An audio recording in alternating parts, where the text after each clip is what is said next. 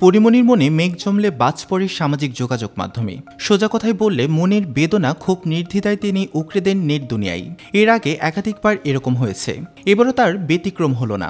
মঙ্গলবার নিজের ফেসবুকে পড়ে লিখেছেন, যে বা যারা আমার শত্রুর সাথে বন্ধুত্ব করে আজ থেকে কোনোদিন আমি তাদের মুখ দেখতে চাই না। অনেক তো হলো। তবে কাদের নিয়ে নায়িকার এমন মন্তব্য সে বিষয়ে বিস্তারিত জানাননি তিনি, প্রকাশ করেননি কারো নাম। তবে মন্তব্যের ঘরে শুভাকাঙ্ক্ষীরা শুভকামনা রেখে গেছেন, তার কল্যাণ কামনা করেছেন। বিরতি কাটিয়ে ফেরার পর থেকে একে একে বেশ কিছু কাজে যুক্ত হয়েছেন পরিমণি। শেষ করেছেন ডোডোর গল্প নামে ছবির কাজ।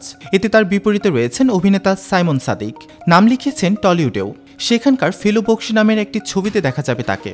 এতে তার বিপরীতে অভিনয় করেছেন অভিনেতা সোহম চক্রবর্তী। এরই মধ্যে শুরু হয়েছে শুটিং। খেলা হবে নামে আরও একটি সিনেমা রয়েছে পরীর হাতে।